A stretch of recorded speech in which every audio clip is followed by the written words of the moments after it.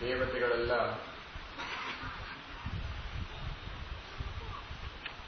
ಭಗವಂತನ ಎದುರಿನಲ್ಲಿ ಭಕ್ತಿಭಾವದಿಂದ ಪರಮಾತ್ಮನು ಮಾಡಿದ ಅನುಗ್ರಹವನ್ನು ಸ್ಮರಿಸಿ ಸಮರ್ಪಿಸಿದ್ದಾರೆ.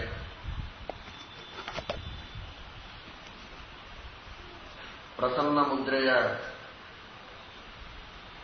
ಭಗವಂತನ ಮುಂದೆ ಬೇಡಿಕೆಯನ್ನು ಸಲ್ಲಿಸುವುದಕ್ಕೆ ದೇವತೆಗಳು ಪ್ರಾರಂಭ ಮಾಡುತ್ತಾರೆ. ಯಾಕೆ ಇಷ್ಟು ಹೊತ್ತು ಸ್ತೋತ್ರ ಮಾಡಿದ್ದು?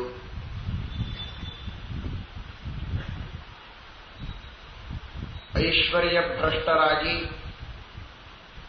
ಸ್ವರ್ಗಲೋಕದ ಆಧಿಪತ್ಯವನ್ನು ಕಳೆದುಕೊಂಡು ಒದ್ದಾಡುವ ಸಂದರ್ಭ ಬಂದಾಗ ಅಮೃತಪಾನ ಮಾಡಿಸಿ ಶಕ್ತಿಯನ್ನು ತುಂಬಿ ದೈತ್ಯರ ಮೇಲೆ ವಿಜಯವನ್ನು ಸಾಧಿಸಿ ಮತ್ತೆ ಐಶ್ವರ್ಯವಂತರಾಗುವಂತೆ ಮಾಡಿದಿ. ಆದರೆ ಅದು ಮಾನುಷ ವಿತ್ತ. ದೇವತೆಗಳಲ್ಲಿದ್ದರೂ ಹಣ, ಸಂಪತ್ತು, ಅಧಿಕಾರ ಇವುಗಳನ್ನು ಶಾಸ್ತ್ರದಲ್ಲಿ ಮಾನುಷ ವಿತ್ತ ಅಂತ ಕರೀತಾರೆ. ಬಹಳ ಸುಂದರವಾದ ಶಬ್ದದಿಂದ ಕರೀತಾರೆ. ದೈವವಿತ್ತ, ಮಾನುಷ ವಿತ್ತ ಅಂತ ವಿಭಾಗ ಹೇಳುತ್ತೆ ಶಾಸ್ತ್ರ. ವಿತ್ತ ಅಂದ್ರೆ ಹಣ, ಸಂಪತ್ತು. ಸಂಪತ್ತು ಅಂದ್ರೆ ಹಣ ಒಂದೇ ನಮ್ಮ ತಲೆಯಲ್ಲಿ ಬರುವುದು. ಅವನು ಶ್ರೀಮಂತನಾಗಿದ್ದಾನೆ ಅಂದ್ರೆ ದುಡ್ಡು ಬಹಳ ಗಳಿಸಿದ್ದಾನೆ ಅಂತ ಬಿಟ್ಟರೆ ಬೇರೆ ತಲೆಯಲ್ಲೇ ಬರುವುದಿಲ್ಲ. ಆದರೆ ಈ ಸಂಪತ್ತು ಬಹಳ ಸಣ್ಣ ಸಂಪತ್ತು. ಜ್ಞಾನ ಸಂಪತ್ತು ಅದು ದೈವ ಸಂಪತ್ತು. ಅದೇ ನಿಜವಾದ ಸಂಪತ್ತು. ಮಾನುಷ ಸಂಪತ್ತನ್ನು, ಲೌಕಿಕವಾದ ಅಧಿಕಾರ, ದ್ರವ್ಯ, ಐಶ್ವರ್ಯ ಇವುಗಳನ್ನು ನಾವು ಕಳೆದುಕೊಂಡಾಗ ನೀನು ಮತ್ತೆ ನಮಗೆ ಅದು ಮರಳಿ ದೊರಕುವಂತೆ ಮಾಡಿದಿ. ಆದರೆ ಈಗ ಜಗತ್ತಿನಲ್ಲೆಲ್ಲ ಅಜ್ಞಾನ ಕವಿದಿದೆ. ಗೌತಮರ ಶಾಪದಿಂದ ಜ್ಞಾನ ಸಂಪತ್ತಿನ ಲೋಪವಾಗಿದೆ. ಅದಕ್ಕೆ ಮೂಲ ಕಲಿ. ಕಲಿ ಬ್ರಹ್ಮದೇವರ ವರದಿಂದ ಉನ್ಮತ್ತನಾಗಿ ಎಲ್ಲರ ಮನಸ್ಸಿನಲ್ಲಿ ಹೊಕ್ಕು ಜ್ಞಾನವನ್ನು ಕೆಡಿಸಿದ್ದಾನೆ, ಅಜ್ಞಾನವನ್ನು ಬೆಳೆಸಿದ್ದಾನೆ. ಆ ಅಜ್ಞಾನದ ಅಂಧಕಾರದಲ್ಲಿ ಮುಳುಗಿ ಒದ್ದಾಡುವ ಸಂದರ್ಭದಲ್ಲಿ ಮತ್ತೆ ಉದ್ಧಾರ ಮಾಡುವುದಕ್ಕೆ ನೀನು ಅನುಗ್ರಹ ಮಾಡಬೇಕಾಗಿದೆ. ಭಗವಂತನ ಎದುರಿನಲ್ಲಿ ದೇವತೆಗಳು ಪ್ರಾರ್ಥನೆ ಮಾಡುತ್ತಾರೆ. ಹೃದೇ ಭವಂತಂ ನಹಿತಂ ನಿಹಂತ ತ್ವಮೇಕ ಏವಾಖಿಲ ಶಕ್ತಿಪೂರ್ಣ ತಥೋ ವಯಂ ತ್ವಂ ಶರಣಂ ಪ್ರಪನ್ನ ತಮೋ ನಿಹತ್ಯೈ ನಿಜಬೋಧ ವಿಗ್ರಹಂ. ಬ್ರಹ್ಮದೇವರ ವರ ಇದೆ. ದೇವರೇ ಆಜ್ಞೆ ಕೊಟ್ಟು ಬ್ರಹ್ಮದೇವರಿಗೆ ವರ ಕೊಡು ಅಂತ ಹೇಳಿದ. ಅಸುರರಿಗೆ ಶಕ್ತಿ ಬರುವುದು ಭಗವಂತನಿಂದಲೇ ಅನ್ನೋದಕ್ಕಾಗಿ ಅಸುರರು ಉಳಿದಿದ್ದಾರೆ ಇವತ್ತಿಗೂ ಕೂಡ. ಒಬ್ಬ ರಾಜನಿಗೆ ಶತ್ರುಗಳಿದ್ದಾರೆ, ಇದರ ಅರ್ಥ ಏನು? ಆ ರಾಜನಿಗೆ ಆ ಶತ್ರುಗಳ ಮೇಲೆ ಇನ್ನೂ ವಿಜಯ ಸಾಧಿಸಲಿಕ್ಕಾಗಿಲ್ಲ, ಸಾಮರ್ಥ್ಯ ಇಲ್ಲ ಅನ್ನೋದಕ್ಕೆ ಅವನಿಗೆ ಶತ್ರುಗಳ ಪೀಡೆ ಇರ್ತದೆ. ಇವತ್ತು ಬೇಕಾದಷ್ಟು ದೈತ್ಯರು, ರಾಕ್ಷಸರು, ಅಸುರರು ಜಗತ್ತಿನಲ್ಲಿ ತುಂಬಿಕೊಂಡಿದ್ದಾರೆ. ಮೊದಲು ಇದ್ರೂ ಈಗೂ ಇದ್ದಾರೆ. ಆ ಎಲ್ಲ ಅಸುರರಿಗೆ, ನಾಸ್ತಿಕರಿಗೆ, ದೇವದ್ರೋಹಿಗಳಿಗೆ, ಧರ್ಮದ್ರೋಹಿಗಳಿಗೆ, ಆ ಎಲ್ಲ ಜನರಿಗೆ ಶಕ್ತಿ ಬರೋದು ಹೇಗೆ? ಅವರೆಲ್ಲ ಬದುಕಿದ್ದು ಹೇಗೆ? ಯಾಕೆಂದ್ರೆ ಎಲ್ಲರೂ ಭಗವಂತನಿಂದಲೇ ಬದುಕಬೇಕಲ್ಲ. ದೇವರ ವಿರೋಧ ಮಾಡುವವರನ್ನು, ಶತ್ರುಗಳನ್ನು ದೇವರು ಬದುಕಿಸಿದ ಯಾಕೆ ಅನ್ನುವ ಪ್ರಶ್ನೆ ಬರ್ತದೆ. ಅದಕ್ಕೆ ಶ್ರೀಮದಾಚಾರ್ಯರು ಸೂಚನೆ ಕೊಡುತ್ತಾರೆ. ದೇವರ ಇಚ್ಛೆಯಂತೇನೆ ಬ್ರಹ್ಮದೇವರು ಕಲಿಗೆ ವರವನ್ನು ಕೊಟ್ಟು ಬೆಳೆಸಿದ್ದಾರಂತೆ. ಯಾಕೆಂದ್ರೆ ಕತ್ತಲೆ ಇದ್ರೇನೆ ಬೆಳಕಿಗೆ ಬೆಲೆ, ಹಸಿವಿದ್ರೇನೆ ಊಟಕ್ಕೆ ಮಹತ್ವ. ನಿನ್ನೆ ಕೇಳಿದ್ರಲ್ಲ ಹಾಗೆ, ಹೊಟ್ಟೆ ತುಂಬಿದ ಮೇಲೆ ಊಟ ನೋಡಿದ್ರೆ ರುಚಿಸುವುದಿಲ್ಲ. ಉಪವಾಸ ಬಡಿಸ್ಬೇಕು, ಚೆನ್ನಾಗಿ ಬಡಿಸ್ಲಿಕ್ಕಾಗತ್ತೆ.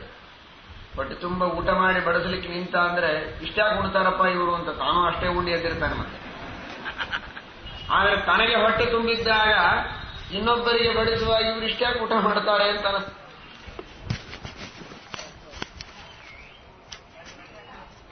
ಪ್ರಾಕ್ಟಿಕಲ್ ಮಾಡ್ಲಿಕ್ಕೆ ಹೋದ್ರೆ ನೀವು ಬೇಡ ಅಂತಿದ್ರಿ, ದೇವರೇ ಮಾಡಿದ್ರಿ. ಕತ್ತಲೆ ಇದ್ದಾಗ ಬೆಳಕಿಗೆ ಬೆಲೆ, ಹಸಿವಿದ್ದಾಗ ಊಟಕ್ಕೆ ಬೆಲೆ, ಹೊಲಸಿದ್ರೆ ಸ್ವಚ್ಛತೆಗೆ ಬೆಲೆ. ಇದೆಷ್ಟು ಚೆನ್ನಾಗಿದೆ ಪೆಂಡಾಲು ಅಂತ ಆನಂದ ಪಡ್ತೀರಾ. ಯಾಕೆಂದ್ರೆ ಎಲ್ಲಿಯೂ ಈ ತರಹ ಕಾಣಿಸ್ತಾ ಇಲ್ಲ, ಇಲ್ಲಿ ಮಾತ್ರ ಹೀಗಿದೆ. ನೀವು ಹೋದಲ್ಲೆಲ್ಲ ಇಡೀ ರಾಯಚೂರೆಲ್ಲ ಹೀಗೆ ಹಾಕಿಬಿಟ್ರೆ ಓಡಾಡ್ಲಿಕ್ಕೆ ಬೇಸರ ಬರ್ತದೆ. ಬೇರೆ ಕಡೆಗೆಲ್ಲ ಹೊಲಸಿರ್ತದೆ, ಇಲ್ಲಿ ಬಂದಾಗ ಏನೋ ಒಂದು ಆನಂದವಾಗ್ತದೆ. ಸಭಾಮಂಟಪ ಬಹಳ ಚೆನ್ನಾಗಿ ಮಾಡಿದ್ದಾರೆ ಅಂತ. ಯಾಕೆ? ಎಲ್ಲ ಕಡೆಗೂ ಹೀಗಿಲ್ಲ. ಹೀಗಾಗಿ ಭಗವಂತ ಜಗತ್ತಿನಲ್ಲಿ ನಾನಾ ತರಹದ ವ್ಯಕ್ತಿಗಳನ್ನು ಸೃಷ್ಟಿ ಮಾಡಿದ್ದಾನೆ. ಒಳ್ಳೆಯವರು ಇದ್ದಾರೆ, ಕೆಟ್ಟವರು ಇದ್ದಾರೆ. ಇದರರ್ಥ ನಾವು ಕೆಟ್ಟವರಾದರೇನೆ ಜಗತ್ತಿಗೆ ಶೋಭೆ ಬರೋದಾದ್ರೆ ಕೆಟ್ಟವರೇ ಆಗೋಣ ಅಂತ ಅನಬೇಡಿ. ಅದನ್ನು ದೇವರು ನೋಡಿಕೊಳ್ತಾನೆ. ಹೀಗಾಗಿ ಕಲಿ ಜಗತ್ತಿನಲ್ಲಿ ಬಾಧೆಯನ್ನು ಮಾಡ್ತಾ ಇದ್ದಾನೆ. ಒಂದು ಕಾಲ್ಪನಿಕ ಕಥೆಯನ್ನು ಹೇಳ್ತಾರೆ, ಸತ್ಯ ಕಥೆಯಲ್ಲ. ಒಂದು ಕನ್ನಡಿ ಇತ್ತಂತೆ, ಅದರ ಮುಂದೆ ನಿಂತರೆ ಅವರ ಮುಖ ಕಾಣಿಸ್ತಾ ಇರಲಿಲ್ಲ. ಅವರು ಯಾರನ್ನು ಬಹಳ ಪ್ರೀತಿ ಮಾಡ್ತಾ ಇದ್ರೋ ಅವರ ಮುಖ ಕಾಣಿಸ್ತಿತ್ತು.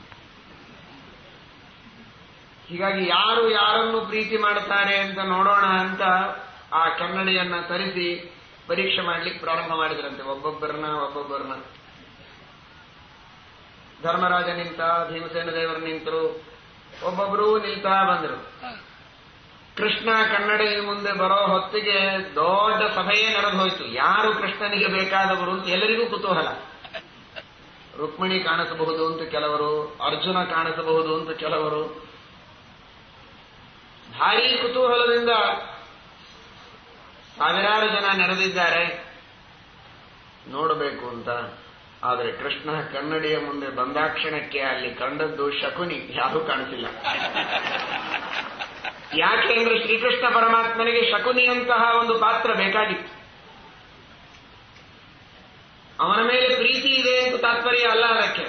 ಈ ಮಹಾಭಾರತದ ರಂಗವನ್ನು ನಡೆಸಲಿಕ್ಕೆ ದುರ್ಜನರನ್ನೆಲ್ಲ ಹುರಿದುಂಬಿಸಿ ಎಬ್ಬಿಸಿ ಅವರನ್ನ ಒಗ್ಗೂಡಿಸಿ ಆ ಎಲ್ಲ ದುಷ್ಟ ಶಕ್ತಿಗಳು ಸೇರಿ ಒಂದಾದಾಗ ಸಾತ್ವಿಕ ಶಕ್ತಿಯಿಂದ ಅದನ್ನು ಸದೆಬಡಿಯುವುದಕ್ಕೋಸ್ಕರ ಭಗವಂತನಿಗೆ ಆ ತರಹದ ಒಂದು ದುಷ್ಟ ಸಂಘಟಕ ಶಕ್ತಿ ಬೇಕಾಗಿತ್ತು. ಅದು ಶಕುನಿಯಾಗಿದ್ದ. ಹೀಗಾಗಿ ಶಕುನಿಯ ಚಿತ್ರ ಅಲ್ಲಿ ಬಂತಂತೆ. ತಾತ್ಪರ್ಯ, ಭಗವಂತನಿಗೆ ದುರ್ಜನರನ್ನು ಉಪಯೋಗಿಸಿ ಪರಮಾತ್ಮ ಸಜ್ಜನರ ಮಹತ್ವವನ್ನು ಜಗತ್ತಿನಲ್ಲಿ ಸ್ಥಾಪಿಸ್ತಾನೆ. ಹೀಗಾಗಿ ಕಲಿಗೆ ಪರಮಾತ್ಮನೇ ಬ್ರಹ್ಮದೇವರಿಗೆ ಆಜ್ಞೆ ಕೊಟ್ಟು ವರ ಕೊಡಿಸಿ ಅವನಿಂದ ಎಲ್ಲ ಕಡೆಗೆ ತಪ್ಪು ತಿಳುವಳಿಕೆ, ದುಷ್ಟವಾದ ಯುಕ್ತಿಗಳಿಂದ, ಕುತರ್ಕಗಳಿಂದ ಸಿದ್ಧಾಂತಗಳನ್ನು ದೂಷಣೆ ಮಾಡೋದು. ದೇವರಲ್ಲಿದ್ದಾನೆ, ಯಾಕೆ ಬೇಕಿದೆಲ್ಲ ಶಾಸ್ತ್ರ ಅಧ್ಯಯನ ಮಾಡಿ ಏನ್ ಮಾಡೋದು? ಗುರುಗಳಿಗೆ ಯಾಕೆ ಮಹತ್ವ ಕೊಡಬೇಕು? ತಂದೆ ತಾಯಿಗಳಿಗೆ ಯಾಕೆ ಗೌರವ ಮಾಡಬೇಕು? ಅವರೇನು ನಮಗೆ ಮಾಡಿದ್ದಾರೆ? ಈ ತರಹದ ಕುತರ್ಕಗಳಿಂದ ಧರ್ಮವನ್ನ ಹಳೆಯುವ, ತಿರಸ್ಕರಿಸುವ ಪ್ರವೃತ್ತಿ ಇದೆಯಲ್ಲ, ಇದು ಕಲಿಯ ಪ್ರವೃತ್ತಿ, ಇದು ಕಲಿಯ ಪ್ರಚೋದನೆ, ಕಲಿಯ ಪ್ರೇರಣೆ. ಈ ತರಹದ ಕಲಿಯ ಬಾಧೆ ಜಗತ್ತಿನಲ್ಲಿ ತುಂಬಾ ಆಗಿದೆ. ಈ ಸಂದರ್ಭದಲ್ಲಿ ಆ ಕಲಿಯನ್ನು ನಾಶ ಮಾಡಬೇಕಾಗಿದ್ರೆ ಋತೆ ಭವಂತಂ ನಹಿತಂ ನಿಹಂತ, ನೀನೇ ಸ್ವತಂತ್ರವಾಗಿ ಆ ಕಲಿಯನ್ನು ನಾಶ ಮಾಡಲು ಸಮರ್ಥನಾಗಿದ್ದಿ.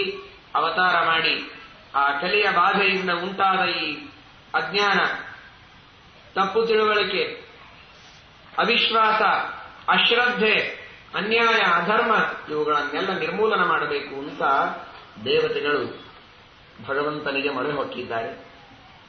ಪರಮಾತ್ಮ ಹೇಳಿದ, ನಾನು ಅವತಾರ ಮಾಡುವುದಕ್ಕೆ ಉತ್ತಮವಾದ ಒಂದು ಅವಕಾಶ ಬೇಕು. ವಸಿಷ್ಠ ಋಷಿಗಳಿದ್ದಾರೆ,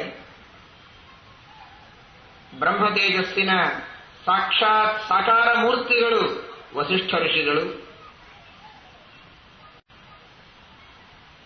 ಎಲ್ಲ ಮಂತ್ರಗಳ ಸಿದ್ಧಿಯನ್ನ ಮಾಡಿಕೊಂಡ ಮಹಾಸಿದ್ಧ ಪುರುಷರು. ಯಾವ ವಸಿಷ್ಠ ಋಷಿಗಳ ಬ್ರಹ್ಮದಂಡದ ಮುಂದೆ ಕ್ಷಾತ್ರ ತೇಜಸ್ಸು ನಿಲ್ಲಲಿಲ್ಲ, ಎಲ್ಲಾ ವಿಧವಾದ ಶಸ್ತ್ರಗಳನ್ನ ನುಂಗಿ ನೀರು ಕುಡಿಯುವ ಬ್ರಹ್ಮ ತೇಜಸ್ಸನ್ನ ಪಡೆದುಕೊಂಡ ಮಹಾನುಭಾವರು ವಸಿಷ್ಠ ಋಷಿಗಳು. ಅವರ ಮನತನದಲ್ಲಿ ನಾನು ಅವತಾರ ಮಾಡುತ್ತೇನೆ ಅಂತ ಇದರಿಂದ ತಿಳಿಸಿಕೊಟ್ಟದ್ದೇನು? ವೇದವ್ಯಾಸದೇವರು ಮಂತ್ರಮೂರ್ತಿಗಳಾದ ತಪೋಮೂರ್ತಿಗಳಾದ ವಸಿಷ್ಠ ಋಷಿಗಳ ಮನತನದಲ್ಲಿ ನಾನು ಅವತಾರ ಮಾಡುತ್ತೇನೆ ಅಂತ ಹೇಳುವ ಮೂಲಕ ವೇದವ್ಯಾಸದೇವರು ಜ್ಞಾನದ ಪ್ರತೀಕ, ಜ್ಞಾನ ಕೊಡುವುದಕ್ಕೆ ಅವತಾರ ಮಾಡುತ್ತಾ ಇದ್ದಾರೆ. ನಿಮಗೆ ಜ್ಞಾನ ಬೇಕು, ಮಂತ್ರದ ಜಪ ಮಾಡಿ, ತಪಸ್ಸು ಮಾಡಿ, ಸಿದ್ಧಿಯನ್ನು ಪಡೆದುಕೊಳ್ಳಿ, ಆಮೇಲೆ ಜ್ಞಾನ ಬರುತ್ತದೆ. ಮಂತ್ರವನ್ನ ಬಿಟ್ಟು, ಉಪವಾಸ, ವ್ರತ, ನಿಯಮ ಮೊದಲಾದ ತಪಸ್ಸುಗಳನ್ನು ಬಿಟ್ಟು, ಸಂಧ್ಯಾವಂದನ, ಗಾಯತ್ರಿಯ ಜಪ ಇವುಗಳನ್ನೆಲ್ಲ ಬಿಟ್ಟು ಕೇವಲ ಪುಸ್ತಕ ಇದೆ, ನಾನು ವಿದ್ಯೆಯನ್ನು ಕಲಿಯುತ್ತೇನೆ ಅಂದ್ರೆ ಅದು ಬರುವುದಲ್ಲ. ನೀನು ವಸಿಷ್ಠನಾಗು, ವೇದವ್ಯಾಸದೇವರು ಮನೆಗೆ ಬರ್ತಾರೆ. ನೀನು ವಸಿಷ್ಠನಾಗಲಿಕ್ಕೆ ಸಾಧ್ಯ ಇಲ್ಲ, ಹಾಗೆ ಅಪೇಕ್ಷೆಯನ್ನೂ ಮಾಡಬೇಡ. ವಸಿಷ್ಠರ ಅನುಗ್ರಹದಿಂದ, ವಸಿಷ್ಠರ ಆದರ್ಶವನ್ನ ಇಟ್ಟುಕೊಂಡು ನಿನ್ನ ಯೋಗ್ಯತೆಗೆ ತಕ್ಕಂತೆ ಸಂಧ್ಯಾವಂದನ ಮಾಡು, ಗಾಯತ್ರಿಯ ಜಪ ಮಾಡು, ಸಾಕು. ಕಲಿಯುಗದ ವಸಿಷ್ಠನೇ ನೀನು. ಹಾಗೆ ವಸಿಷ್ಠನಾದರೆ ವೇದವ್ಯಾಸದೇವರು ಮನೆಗೆ ಬರ್ತಾರೆ. ಇಲ್ಲದೆ ಇದ್ರೆ ವೇದವ್ಯಾಸದೇವರು ಬರುವುದಿಲ್ಲ, ಜ್ಞಾನ ಬರುವುದಿಲ್ಲ. ಬಂದ ಜ್ಞಾನ ಇದು ಮೋಕ್ಷವನ್ನ ಕೊಡುವುದಕ್ಕೆ ಸಾಧಕವಲ್ಲ. ಶಾಲಾ ಕಾಲೇಜುಗಳಲ್ಲಿ ಗಳಿಸಿದ ಲೌಕಿಕ ಜ್ಞಾನದಂತೆ, ವಿಜ್ಞಾನದಂತೆ ಅಧ್ಯಾತ್ಮ ವಿದ್ಯೆಯನ್ನು ಯಾವುದೋ ರೀತಿಯಲ್ಲಿ ಗಳಿಸಿದರೆ ಅದು ಫಲಪ್ರದವಲ್ಲ. ವಸಿಷ್ಠರಾಗಿ, ಪರಾಶರರಾಗಿ ವೇದವ್ಯಾಸದೇವರನ್ನು ಪಡೆಯಿರಿ, ಜ್ಞಾನವನ್ನು ಪಡೆಯಿರಿ. ಇದು ಮಹಾಭಾರತ ನೀಡುವ ಸಂದೇಶ. ಅದಕ್ಕೆ ಪರಮಾತ್ಮ ಹೇಳಿದ, ವಸಿಷ್ಠರು, ಅವರ ಮಗ ಶಕ್ತಿ, ಅವರ ಮಗ ಪರಾಶರ, ಕೆಲವು ಪರಾಶರ ಸ್ಮೃತಃ, ಜಗತ್ತಿಗೆ ಧರ್ಮದ ಸಂವಿಧಾನವನ್ನ ಹಾಕಿಕೊಟ್ಟ ಮಹಿತಾತ್ಮ ಪರಾಶರರು, ಅವರಲ್ಲಿ ನಾನು ಅವತಾರ ಮಾಡುತ್ತೇನೆ ಅಂತ ಆದೇಶ ನೀಡಿದ. ಆ ಪರಾಶರರಿಂದ ಭಗವಂತ ಅವತಾರ ಮಾಡ್ತಾ ಇದ್ದಾನೆ. ಇದು ತಂದೆ, ಇನ್ನು ತಾಯಿ ಸತ್ಯವತಿ. ಅವಳು ಯಾರು?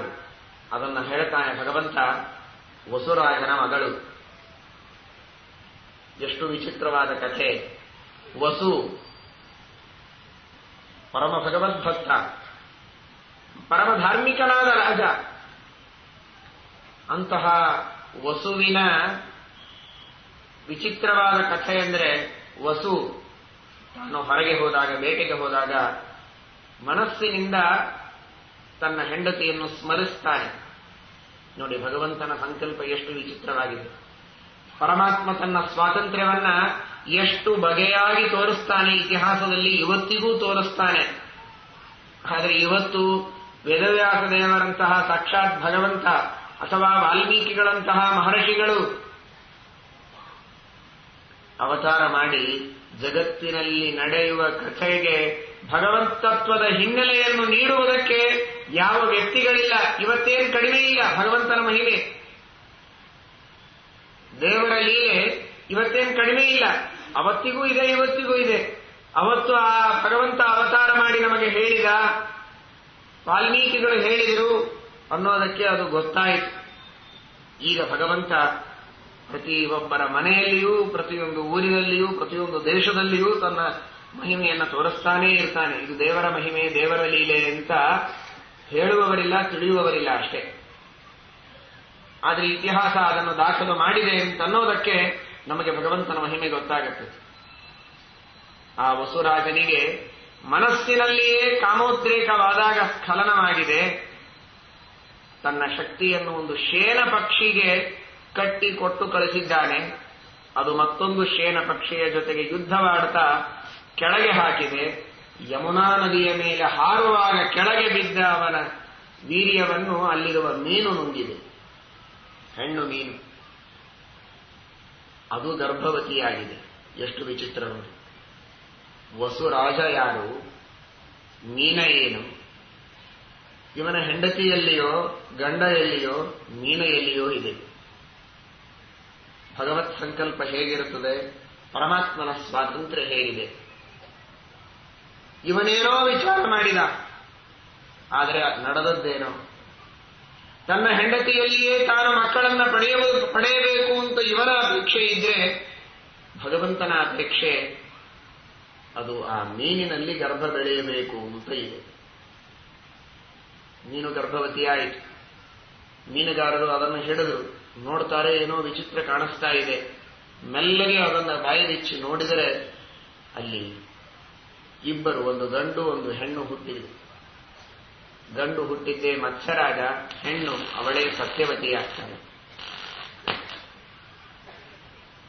ಇದು ಅಪೂರ್ವವಾದದ್ದು. ಎಂದೂ ಹೀಗೆ ಜಗತ್ತಿನಲ್ಲಿ ನಾವು ಕಂಡಿಲ್ಲ. ಮೀನಿನಲ್ಲಿ ಇಬ್ಬರು ಮಾನವರು ಹುಟ್ಟಿದ್ದು ನಮಗೆ ಎಲ್ಲಿಯೂ ಕಂಡು ಬಂದಿಲ್ಲ. ಅಪೂರ್ವವಾದದ್ದೇನೇ ಇದ್ದರೂ ಕೂಡ ಅದು ರಾಜರಿಗೆ ಸೇರಬೇಕಾದದ್ದು ಅಂತ ಮತ್ತೆ ವಸುರಾಜನಿಗೆ ತಂದು ಕೊಡುತ್ತಾರೆ. ಎಷ್ಟು ವಿಚಿತ್ರ ನೋಡಿ. ಇವನಿಗೆ ತಾನು ವೀರ್ಯ ಕೊಟ್ಟು ಕಳಿಸಿದ ಮೇಲೆ ಅದು ಏನಾಯಿತು, ಎಲ್ಲಿ ಬಿತ್ತು ಯಾವುದೂ ಗೊತ್ತಿಲ್ಲ. ಆದರೆ ಅದು ಬಿದ್ದು ಗರ್ಭ ಬೆಳೆದು ಮಕ್ಕಳಾದ ಮೇಲೆ ಮತ್ತೆ ತಿರುಗಿ ಅವನ ಬಾಗಿಲಿಗೆ ಬರ್ತಾ ಇದೆ. ಇದು ಭಗವಂತನ ಸಂಕಲ್ಪ ಎಷ್ಟು ವಿಚಿತ್ರವಾಗಿದೆ. ಕರ್ಮಗಳ ವಾಸನ ಎಷ್ಟು ವಿಚಿತ್ರವಾದದ್ದು, ಜನ್ಮಾಂತರದ ಋಣಾನುಬಂಧ. ಆದರೆ ಇವನು ಹೇಳ್ತಾನೆ, ಇಷ್ಟು ಪ್ರಾಮಾಣಿಕವಾಗಿ ನೀನು ತಂದುಕೊಟ್ಟಿದ್ದೀಯಲ್ಲ, ಹಾಗಾದ್ರೆ ಗಂಡು ಮಗು ನನಗೆ ಇರಲಿ, ಹೆಣ್ಣು ಮಗುವನ್ನು ನೀನೇ ತೆಗೆದುಕೋ, ನೀನೇ ಸಾಕಿ ಬೆಳೆಸು ಅಂತ ಮತ್ತೆ ಅದನ್ನು ತಂದುಕೊಟ್ಟ ದಾಶರಾಜನಿಗೆ ತಿರುಗಿ ಕೊಡುತ್ತಾರೆ. ಅವಳು ಸತ್ಯವತಿಯಾಗಿ ಬೆಳೀತಾಳೆ. ಆ ಸತ್ಯವತಿಯಲ್ಲಿ ನಾನು ಅವತಾರ ಮಾಡುತ್ತೇನೆ ಅಂತ, ಪರಾಶರದಿಂದ ಸತ್ಯವತಿಯಲ್ಲಿ ಅವತಾರ ಮಾಡುತ್ತೇನೆ ಅಂತ ಭಗವಂತ ದೇವತೆಗಳಿಗೆ ಆಶ್ವಾಸನವನ್ನು ನೀಡಿದ್ದಾನೆ.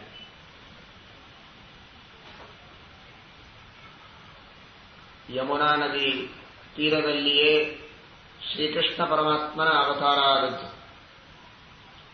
ಇವರಿಗೂ ಕೃಷ್ಣ ಅಂತ ಹೆಸರು, ವೇದವ್ಯಾಸ ದೇವರಿಗೆ. ಇವರು ವಾಸಿಷ್ಠ ಕೃಷ್ಣ, ಅವನು ಯಾದವ ಕೃಷ್ಣ. ಇವರು ಯಮುನೆಯ ದ್ವೀಪದಲ್ಲಿಯೇ ಅವತಾರ ಮಾಡಿದ್ದಾರೆ.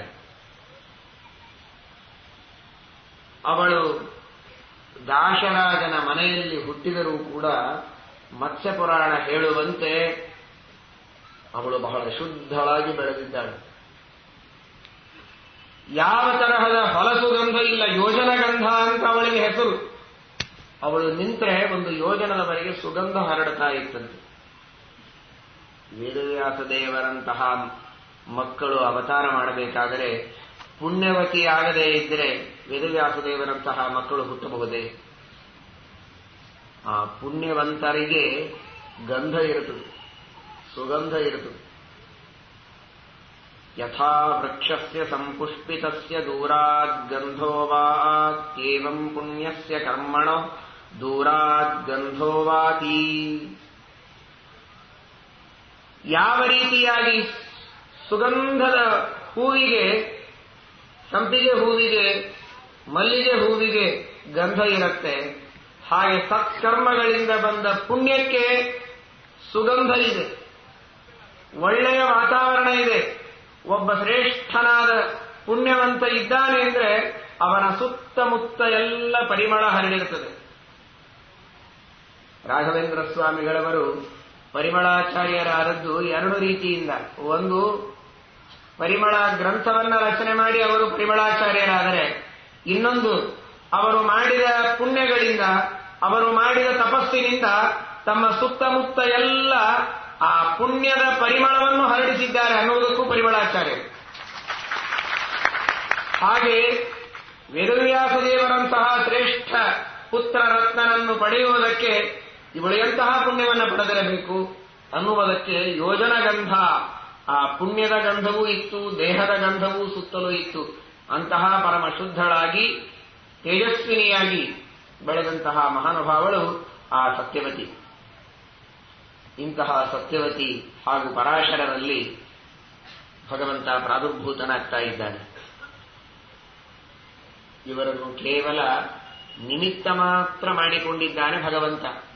ಶ್ರೀಮದ್ ಆಚಾರ್ಯರಂತಾರೆ, ಆವಿರ್ಭವೇ ಯೋಷಿತಿ ನೋ ಮಲೋತ್ಥ ತಥಾಪಿ ಮೋಹಾಯ ನಿದರ್ಶಯೇತ್ ತಥಾ. ಸಾಮಾನ್ಯರಂತೆ ಸ್ತ್ರೀ ಪುರುಷರ ಸಂಬಂಧದಿಂದ, ಶುಕ್ಲ ಶೋಣಿತ ಸಂಬಂಧದಿಂದ ಹುಟ್ಟುವಂತಹ ದೇಹ ಅಲ್ಲ ಭಗವಂತನ ದೇಹ. ಅದು ಅಪ್ರಾಕೃತವಾದ ದೇಹ. ಕಂಬ ಒಡೆದು ನರಸಿಂಹಾವತಾರ ಮಾಡಿದಾಗ ಯಾರು ತಂದೆ ಯಾರು ತಾಯಿ? ಯಥಾ ನೃಸಿಂಹಾಕೃತಿರಾವಿರಾಸೀತ್ ಸ್ತಂಭ ತಥಾ ನಿತ್ಯತನುತ್ವತೋ ಹರಿಹಿ. ಕಂಬ ಒಡೆದು ನರಸಿಂಹ ಅವತಾರ ಮಾಡಿದಾಗ ತಂದೆ ತಾಯಿಗಳಿರಲಿಲ್ಲ, ಶುಕ್ಲ ಶೋಣಿತ ಸಂಬಂಧ ಇಲ್ಲ. ಭಗವಂತ ಅವತಾರ ಮಾಡಿದ. ಅದಕ್ಕೆ ಕಾರಣ ಏನು? ಈ ಕಂಬದ ಕೆಲಸ ಎಷ್ಟೋ ಇಷ್ಟೇ ಕೌಸಲ್ಯ ದಶರಥರ ಕೆಲಸ, ದೇವಕಿ ವಸುದೇವರ ಕೆಲಸವೂ ಇಷ್ಟೇ, ಪರಾಶರ ಸತ್ಯವತಿಯರ ಕೆಲಸವೂ ಇಷ್ಟೇ. ಇದನ್ನು ತೋರಿಸುವುದಕ್ಕೆ ನರಸಿಂಹ ರೂಪದಲ್ಲಿ ಕಂಬದಿಂದ ಪರಮಾತ್ಮ ಅವತಾರ ಮಾಡಿದ. ಒಬ್ಬ ದೊಡ್ಡ ಗುರುಗಳಿದ್ರು, ಅವರಿಗೆ ಇಬ್ಬರು ಶಿಷ್ಯರಿದ್ರು. ಆ ಇಬ್ಬರು ಶಿಷ್ಯರಿದ್ದಾಗ ನಿತ್ಯದಲ್ಲಿ ಪಾಠ ಹೇಳಬೇಕು. ಒಬ್ಬರು ಪಾಠಕ್ಕೆ ಬಂದು ಕೂಳಿದ್ರು, ಇನ್ನೊಬ್ಬರು ಲೇಟ್ ಮಾಡಿದ್ರು. ಲೇಟ್ ಲತೀಫ್ ಅಂತ ಈಗ ಬರ್ತದಲ್ಲ ದಿವಸ. ಇನ್ನೊಬ್ರು ಬೇಗ ಬರಲಿಲ್ಲ, ಬಹಳ ಹೊತ್ತಾಯ್ತು. ಇವರು ಬಂದವರು ಶಿಷ್ಯರಂದ್ರು, ಬೇಗ ಪ್ರಾರಂಭ ಮಾಡಿ ಪಾಠ, ಎಷ್ಟೊತ್ತು ಕಾಯಬೇಕು? ಅಲ್ಲಪ್ಪ, ಇನ್ನೊಬ್ರು ಬಂದಿಲ್ಲ, ಹೇಗೆ ನಾನು ಪಾಠ ಪ್ರಾರಂಭ ಮಾಡಿ? ಇಲ್ಲಿ ನೋಡಿ, ಒಂದು ಕಲ್ಲಿಟ್ಟಿದ್ದೇನೆ, ಪಾಠ ಪ್ರಾರಂಭ ಮಾಡಿ ಅಂದ್ರೆ ಅವರು ಬಂದವರು ಕಲ್ಲಿ ಇದ್ದ ಹಾಗೆ ಅಂತ. ಹಾಗೆ ಹೇಳಬೇಕಾದ ತಾತ್ಪರ್ಯ ದೇವರಿಗೆ ಇದನ್ನು ತೋರಿಸಬೇಕಾಗಿದೆ. ಒಂದು ಕಡೆಗೆ ಒಬ್ಬ ವ್ಯಕ್ತಿ ಇನ್ನೊಂದು ಕಡೆಗೆ ಕಲ್ಲಿಟ್ಟರೆ ಏನ್ ತೋರುತ್ತದೆ? ಅದರಿಂದ ಯಾರು ಬರಬೇಕಾಗಿದೆಯೋ ಅವರು ಕಲ್ಲಿನಂತೆ ಅಂತ ಸೂಚಿಸಿದಂತೆ ಮುಂದೆ ಕೌಸಲ್ಯ ದಶರಥರು, ದೇವಕಿ ವಸುದೇವರು, ಸತ್ಯವತಿ ಪರಾಶರರು ಇವರೆಲ್ಲ ಏನು ತಂದೆ ತಾಯಿಗಳು ಅಂತ ಹೆಸರು ಪಡೆದುಕೊಂಡು ಮುಂದೆ ನನಗೆ ಬರುವವರಿದ್ದಾರೆ, ಅವರೆಲ್ಲ ಈ ಕಂಬಕ್ಕೆ ಸಮಾನ ಅಂತ ತೋರಿಸಬೇಕಾಗಿದೆ ನರಸಿಂಹದೇವರಿಗೆ. ಅದಕ್ಕೆ ಮೊದಲೇ ಕಂಬದಿಂದ ಅವತಾರ ಮಾಡಿ ಕೃತಯುಗದೊಳಗೆ ತೋರಿಸಿ ಮುಂದಿನ ಯುಗಗಳಲ್ಲಿ ಮಾಡುವ ಎಲ್ಲ ಅವತಾರಗಳು ಕೂಡ ಇದೇ ರೀತಿಯಾದ ಅವತಾರಗಳು. ಆ ಯಾವ ತಂದೆ ತಾಯಿಗಳು ನಿಜವಾದ ತಂದೆ ತಾಯಿಗಳಲ್ಲ, ಕಂಬದಂತೆ ನಿಮಿತ್ತ ಮಾತ್ರ ಎಂಬುದಾಗಿ ಭಗವಂತ ಆ ನರಸಿಂಹಾವತಾರದಲ್ಲಿ ತೋರಿಸಿದ್ದಾನೆ ಎಂಬುದಾಗಿ ನಾವು ಭಾವಿಸಬೇಕು. ಒಂದು ದೇಹದೊಳಗೆ ಭಗವಂತ ಪ್ರವೇಶ ಮಾಡಿ ಹೊರಗೆ ಬರುವುದು ಹೇಗೆ? ಒಂದು ದೊಡ್ಡ ಗೊಂಬೆಯನ್ನ, ದೊಡ್ಡದಾದ ಒಂದು ಗೊಂಬೆಯನ್ನ, ಹೆಣ್ಣಿನ ಗಂಡಿನ ಗೊಂಬೆಯನ್ನ ಮಾಡಿ ಆ ಎತ್ತರದ ಗೊಂಬೆಯೊಳಗೆ ನೀವು ಒಳಗೆ ಹೋಗಿ ಹೊರಗೆ ಬಂದ್ರೆ ಹೇಗೋ ಹಾಗೆ ಭಗವಂತ ಇವರ ಉದರದೊಳಗೆ ಪ್ರವೇಶ ಮಾಡಿ ಹೊರಗೆ ಬಂದದ್ದಷ್ಟೇ. ಆ ತರಹದ ಅನೇಕ ಗೊಂಬೆಗಳನ್ನು ನೀವು ನೋಡಿದ್ದೀರಿ. ಪಂಢರಪುರದಲ್ಲಿ ಇದೆ. ಪಂಢರಪುರದಲ್ಲಿ ಒಂದು ದೊಡ್ಡ ದೇವಸ್ಥಾನ ಒಂದು ಇದೆ. ಆ ದೇವಸ್ಥಾನದಲ್ಲಿ ಇಂತಹ ಗೊಂಬೆಗಳನ್ನೆಲ್ಲ ಮಾಡಿಟ್ಟಿದ್ದಾರೆ. ದೊಡ್ಡ ದೊಡ್ಡ ದೊಡ್ಡ ಗೊಂಬೆಗಳು. ಒಳಗೆ ಮೆಟ್ಟಲಿದೆ. ನೀವು ಹೋಗಿ ಬರಬಹುದು. ಬಾಯಿಯಿಂದ ಹೋಗಿ ಹೊಟ್ಟೆಯಿಂದ ಹೊರಗೆ ಬರಬಹುದು, ಹೊಟ್ಟೆಯಿಂದ ಹೋಗಿ ಮೇಲಿನಿಂದ ಬರಬಹುದು. ಆ ಎಲ್ಲ ಗೊಂಬೆಗಳೆಲ್ಲ ಹೇಗೆ ನೋಡುವುದಕ್ಕೆ ಮಾತ್ರ ಮನುಷ್ಯನಂತೆ ತೋರುತ್ತದೆ, ಒಳಗೆ ಹೋಗಿ ಹೊರಗೆ ಬಂದ್ರೆ ಆ ಗೊಂಬೆಯಿಂದ ನಾವು ಹುಟ್ಟಿದಂತೆ ಅಲ್ಲ. ಅದರಂತೆ ದೇವರು ಇವರಲ್ಲಿ ಪ್ರವೇಶ ಮಾಡಿ ಹೊರಗೆ ಬರ್ತಾನಷ್ಟೇ ಹೊರತು ಅವರಿಗೊಂದು ಕೀರ್ತಿಯನ್ನ ಕೊಡುವುದಕ್ಕೆ, ಅನುಗ್ರಹ ಮಾಡುವುದಕ್ಕೆ ಅವರಿಂದ ಪರಮಾತ್ಮನ ದೇಹ ಹುಟ್ಟಿದ್ದಲ್ಲ ಎಂಬುದಾಗಿ ಶ್ರೀಮದ್ ಆಚಾರ್ಯರು ಇಲ್ಲಿ ತಿಳಿಸ್ತಾರೆ. ಜಗತ್ತಿಗೆ ಜನ್ಮವನ್ನ ಕೊಡುವಂತಹ ಪರಮಾತ್ಮನಿಗೆ ಜನ್ಮವನ್ನ ಕೊಡುವ ಸಾಮರ್ಥ್ಯ ಯಾವ ತಂದೆ ತಾಯಿಯಂದರಿಗೂ ಇಲ್ಲ ಎಂಬ ನಿರ್ಣಯವನ್ನು ಈ ಮೂಲಕವಾಗಿ ಶ್ರೀಮದಾಚಾರ್ಯರು ತಿಳಿಸ್ತಾರೆ. ಮುಂದೆ ವೇದವ್ಯಾಸದೇವರು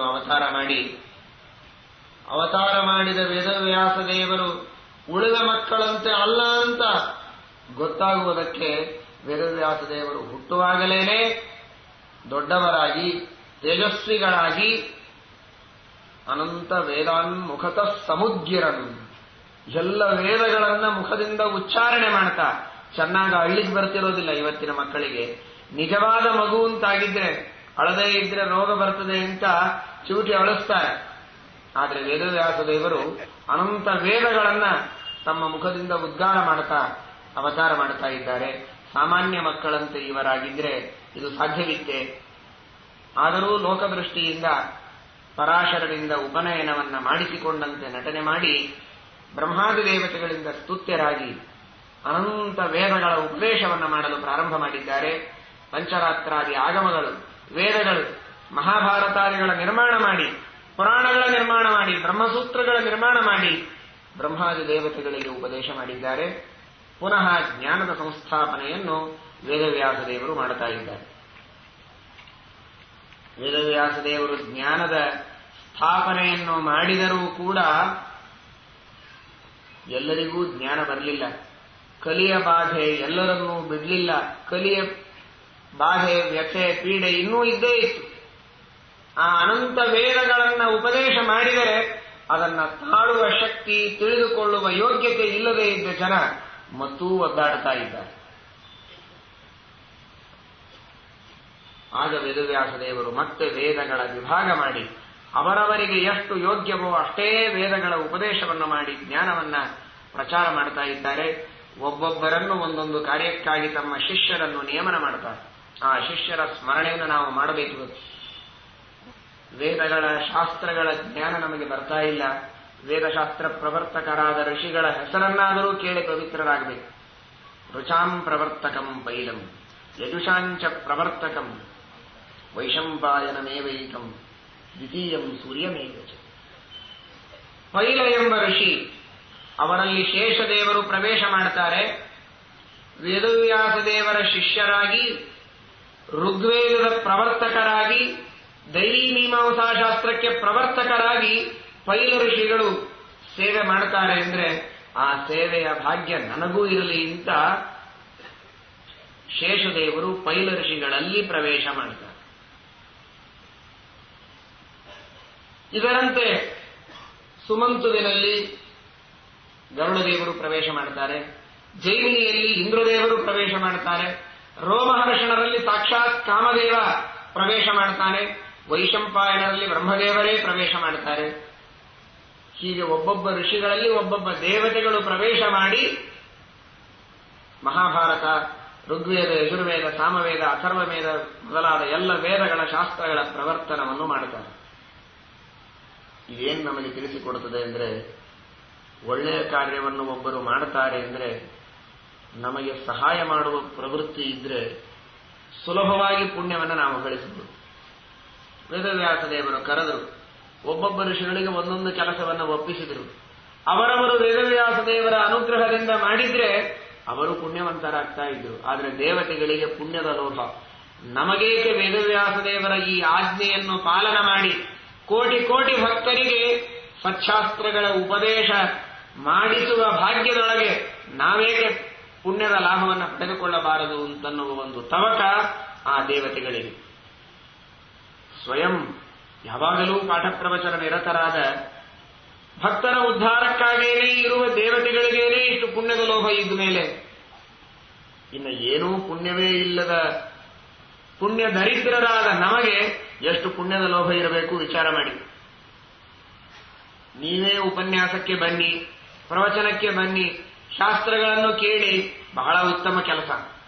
ಆಗಲಿಲ್ಲ, ಕನಿಷ್ಠ ಪಕ್ಷ ಯಾರು ಶಾಸ್ತ್ರವನ್ನ ಕೇಳಲಿಕ್ಕೆ ಹೋಗ್ತಾರೆ ಅವರಿಗೆ ಅನುಕೂಲ ಮಾಡಿಕೊಡಿ,